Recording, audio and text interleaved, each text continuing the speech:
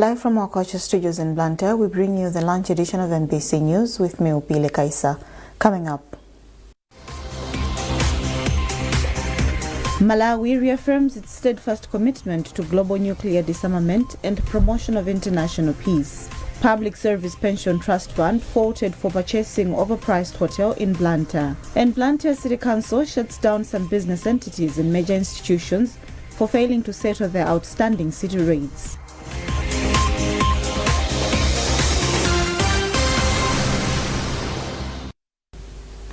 And now the news in detail. Government has expressed its commitment to supporting global efforts towards nuclear disarmament and international peace. Principal Secretary for Legal Affairs in the Ministry of Foreign Affairs, Mary Kachale, made the remarks in Lilongwe during the 2026 Hiroshima and Nagasaki poster exhibition. Madalito Muhango reports. 6 and 9 August 1945 are unforgettable days for Japan when atomic bombs hit Hiroshima and Nagasaki, killing thousands of people. Speaking during the exhibition, Principal Secretary for Legal Affairs in the Ministry of Foreign Affairs and International Cooperation, Mary Kachale, said the exhibition is a reminder to Malawians and the world that nuclear weapons are instruments of destruction and a threat to global security. Kachale expressed government's commitment to supporting international frameworks and initiatives aimed at promoting global peace. Malawi is a member of the UN and other committees that are committed to disarmament. In essence, what Malawi advocates is a world where nuclear weapons are not seen as weapons of security, but rather they are an existential threat to human life. That's the main message that the Malawi government is committed to, and that's why today we have joined the Embassy of Japan in commemorating this day today. Japanese ambassador to Malawi, Yasushi Naito, said the exhibition provides an opportunity to reflect on the importance of peace among nations. Naito emphasized the need for nations to refrain from using nuclear weapons, highlighting their humanitarian effects. Japan is the only country in human life that experienced the disaster of atomic bomb. So this year we would like to remind the devastating consequence of the nuclear weapon. It is especially because of this destabilizing international situation that we should be reminded. This year marks 81 years since the atomic bombings of Hiroshima and Nagasaki, making Japan the only country in history to have suffered atomic bombings. The 2026 Hiroshima and Nagasaki poster exhibition will run from 9 to 13 March at Lilongwe City Council. Madalito Muhango, MBC News, Lilongwe. Judiciary says Malawi needs at least 88 High Court judges to dispose of the increasing number of cases in a timely manner. Chief Registrar of the Judiciary, Innocent Nebi, made remarks after appearing before the Parliamentary Cluster Committee on Legal Affairs in Lilongwe. Among other requests, the judiciary is lobbying for an additional 16 billion kwacha on top of the 46 billion kwacha allocated by the Treasury for the 2026-2027 financial year. Isaac Jali has a report. Appearing before the Legal Affairs Committee of Parliament, the judiciary said the 46 billion kwacha allocated in the 2026-2027 financial year will not be enough for a number of activities lined up. Chief Registrar of the Judiciary, Innocent Nebi, told the committee that these include construction of the judicial complex in Lilongwe, construction and rehabilitation of some courts in various parts of the country, including Nsanje, Salima, and Nkugula and Doa district, as well as the replacement of vehicles for judges, among others. He said the judiciary therefore needs an additional 16 billion kwacha. Nebi said, more importantly, the judiciary intends to implement a functional review, and one of the activities under the review is the recruitment of up to 88 judges who will be engaged in phases, starting with 10 in this financial year. He disclosed that currently there is a vacancy rate of 49% for judges, while for magistrates it stands at 72%, a situation that contributes to the slow disposal of cases. Generally, as the judiciary, we are on a transformative trajectory, meaning that we are undertaking some reforms in the judiciary. We have started the process of recruiting 10 new judges. So this will also require resources. In addition to that, development-wise, we have several projects on the ground, the major one being the construction of the new judicial complex here in Milongo opposite Parliament. Chairperson of the Legal Affairs Committee of Parliament, Gift Nkhani, said the committee is convinced by the report, particularly the appeal to recruit more judges to help dispose of the backlog of cases. Nkhani therefore said the committee will lobby for the increment during plenary. The population in Malawi has increased. We really need to increase the number of judges if there has to be proper justice to Malawians. So the committee agreed that we need to increase the number of judges, starting with the 10 that they're requesting for now, and then maybe support them eventually in their strategic plan to have at least 8 judges.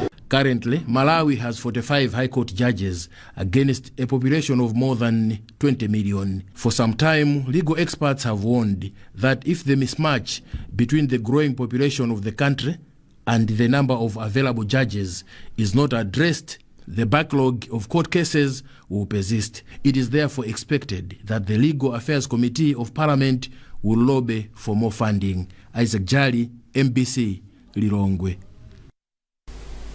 Authorities at the Mangochi District Social Welfare Office have disclosed that the demand for government secondary school bursaries has eased following the implementation of free secondary education. According to the district's bursary coordinator, Havim Bwezo, the number of needy students requiring financial support in community day secondary schools has fallen to 0, while only 30 students remain on the scheme in boarding facilities. Sorted Ndazi has filed this report read by Owen Mavula. In January this year, government rolled out free secondary education, an initiative aimed to eliminate financial barriers that prevent students from attending school. In Mangochi, authorities say the initiative has not only helped reduce school dropout among students, but also reduce pressure on demand for school bursary in government secondary schools.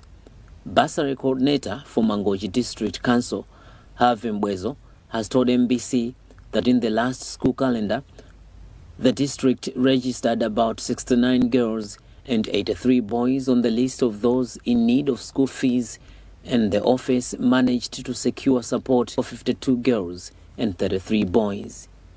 But the introduction of free secondary education, he says, has helped ease the pressure on the demand for the bursary scheme. Whilst this year, with the introduction, we could see that there is a big change. Students that have been selected to community day secondary schools are not coming to seek support from here. They know it well that the government has introduced the free secondary school education.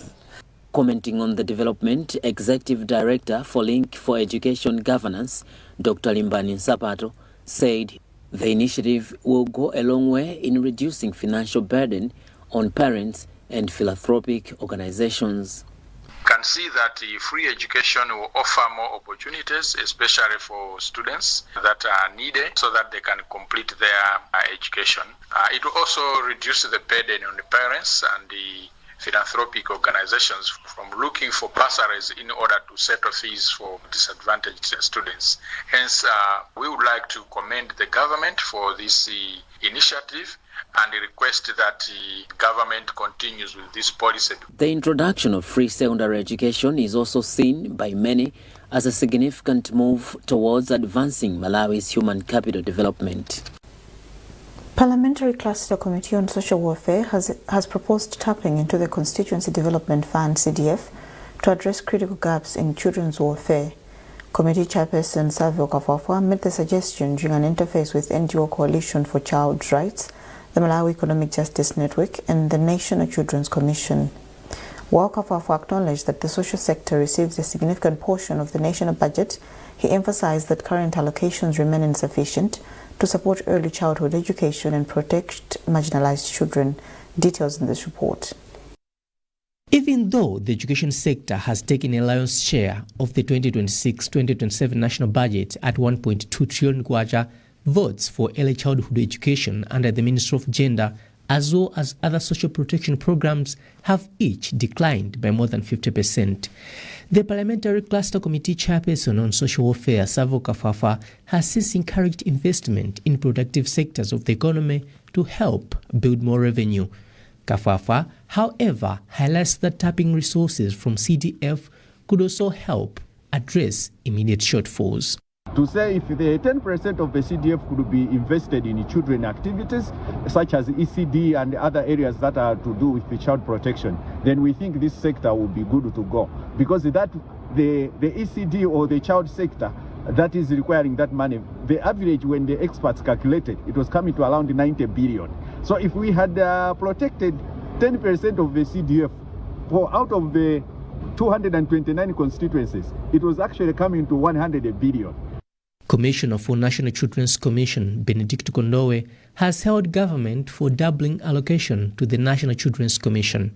Kondowe, however, believes there is more that needs to be done to help address child protection gaps.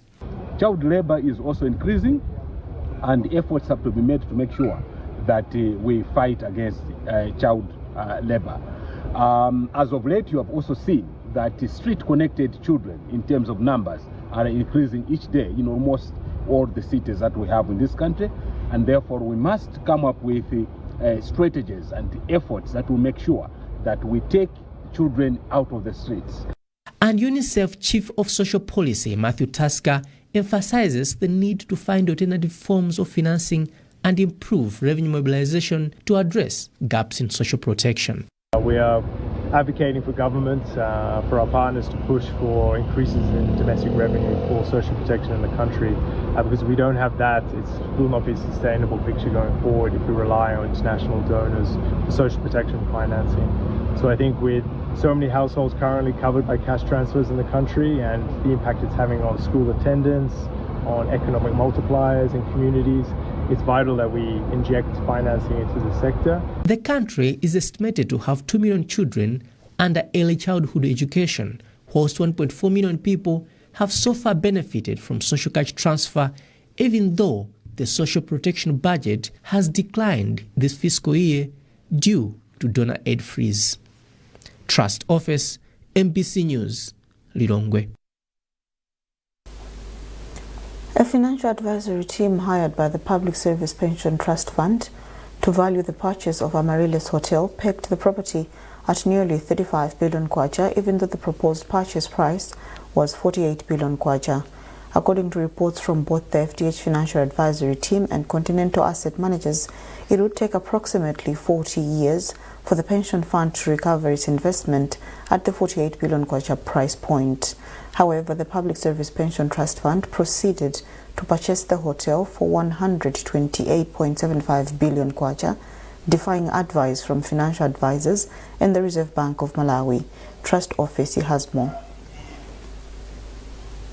Reports of the sale of Amaryllis Hotel came to the limelight earlier this year through whistleblowers as well as social media activists who questioned the decision by the Public Service Pension Trust Fund to buy the hotel at what was described as an exorbitant price. FDH Bank manager Noah Nkulichi said the hotel needed to be valued at 30 billion kwacha to make business sense. So the advice that we gave was to, first of all, get enough information from both Amaryllis Hotel, from the market as well as from the fund, and then put together, synthesize that, and we came up with the valuation.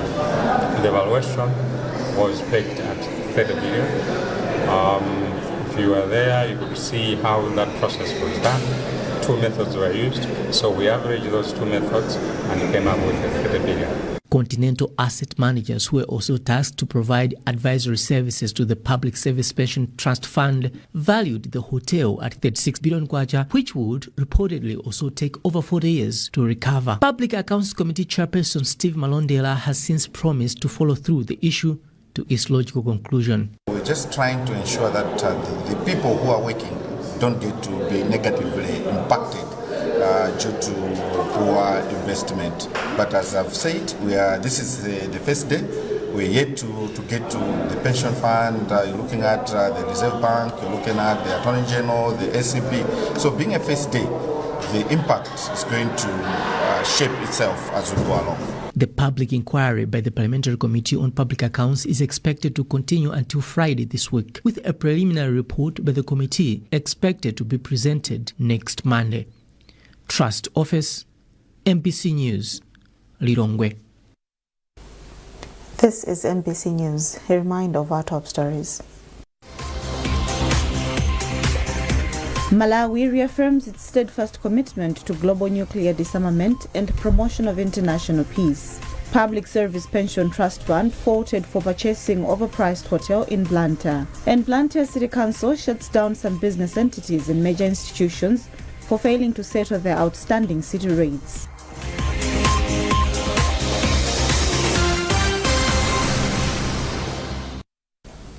Welcome back.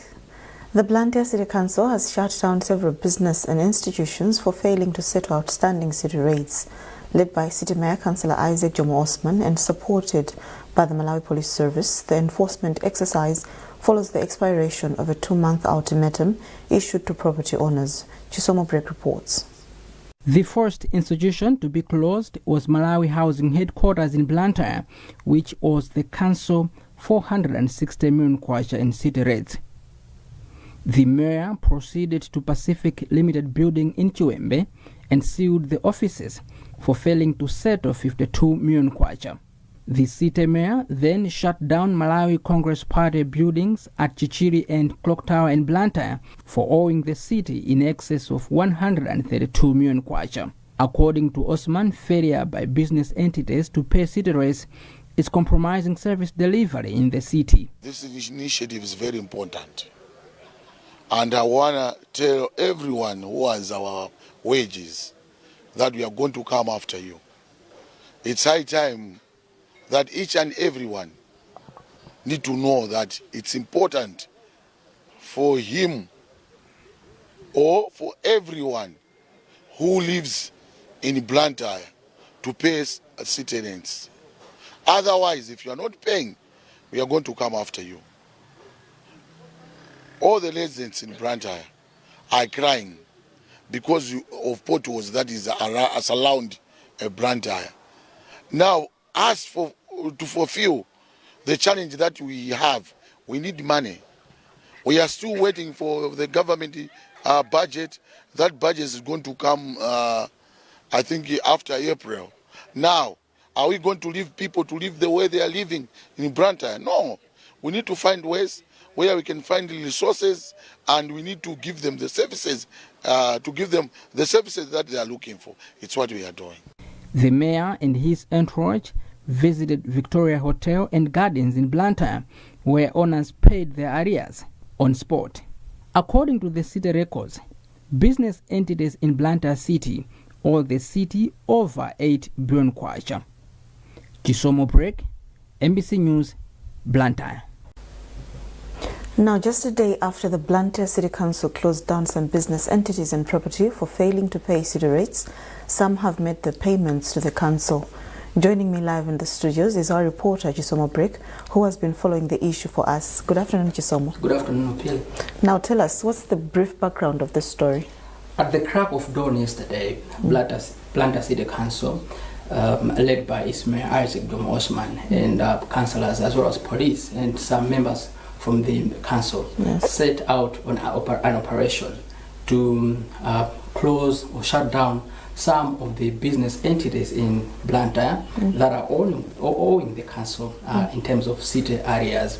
So the first company to be shut down was Malawi Housing Corporation. We understand that this company is owing the council 460 million kwacha. And from there, the mayor and his team proceeded to Pacific Limited in Limbe Chiwembe, where we understand that the company there is also owing the council in excess of 58 million kwacha. And he proceeded to Nakala Logistics in Limbe, where he also closed the company there, and then he proceeded to Chichiri, where Malawi Congress Party houses or buildings are found, and then the team also closed down the buildings there. They are owing the council 132 million kwacha. And then he also proceeded to Victoria Hotel, and there we saw the company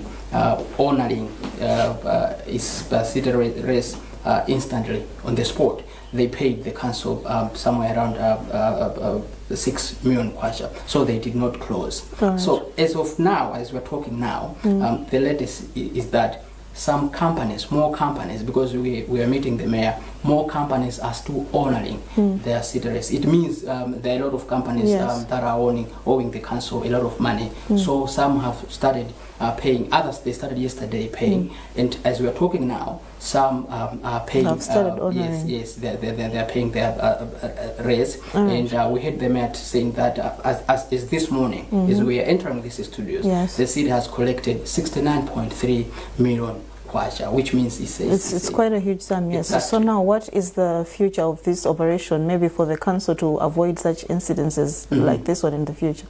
Now, the council is doing this because these companies are not honoring their subsidiaries. If they are coming forward to pay monthly, is mandated. It's required by the law. The council was not even could not even moving around using force to pay to make them pay. Exactly. So the issue now is that, according to the mayor, when you move around Blantyre City, there are a lot of things that are not in good position. First of all, there are a lot of potholes. The drainage system in Blantyre City is in a very bad shape because the city is failing to rehabilitate, to maintain the roads. Due to lack of funds. So we are talking about 80 billion kwacha, according to the city council, that is in the hands of business entities and property owner in terms of city areas. So according to the mayor, Isaac Osman, the city is failing to do development initiatives in the city just because it does not have money.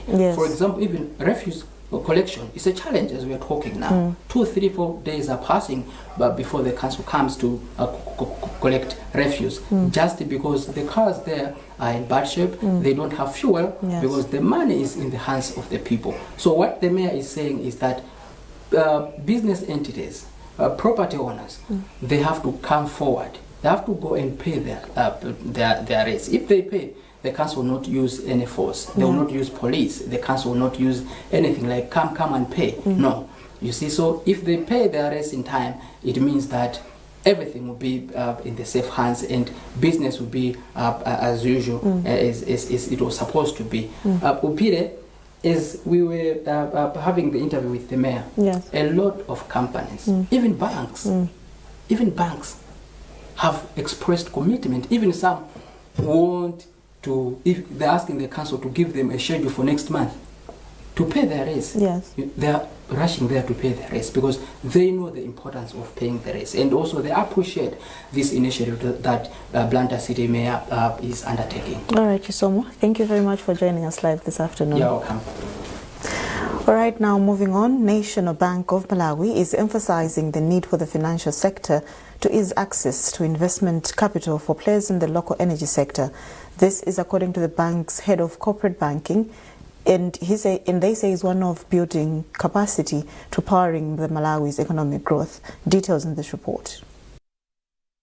As Malawi is driving its ambition of industrialization, energy is cited as a key component in achieving those aspirations. However, major state players in the sector, those in power generation and transmission, are in constant need of financing for investment in increased capacity and efficiency. On several occasions, the power generation company, Egenco, has had to go through Parliament to get loans to fund the establishment of new power stations. But how accessible are local financial institutions to players in the energy sector with capital? William Chatsala, National Bank Head of Corporate Banking, explains. Power or energy or electricity is an enabler. If you're going to produce anything, you need power. So for this country to develop, we need the electricity ecosystem to work very well. It's critical. The energy sector is capital intensive. They need to procure equipment. It doesn't come cheap. And they need to continuously upgrade it. And for that, they need to access capital. And banks like National Bank of Malawi play the role of ensuring that capital is made available so that we can continue to grow, increase the energy ecosystem that we have in this country. Earlier this month, the bank supported the Electricity Supply Corporation of Malawi, ESCOM, at this year's Power Institute for East and Southern Africa conference. Authors in the country have been advised to strive for genuinity in their creative writings for a meaningful contribution to the country's arts development. Veteran authors Kenli Penga and Alfred Msadala made the call in Lilongwe during Stories and Memories Literary Interaction session organized by the Malawi Writers Union. Details with our reporter Foster Maulidi. Speaking during the Literary Memory Lane session, the two celebrated authors expressed excitement about the session, describing it as a positive step in the country's arts growth. Veteran author and broadcaster Alfred Msadala says youthful authors need to demonstrate their creativity by avoiding overdependence on artificial intelligence in order to maintain the originality of their works. The way we have to actually welcome AI in our lives, I think it's detrimental. People are using it to say, write something in this line. That's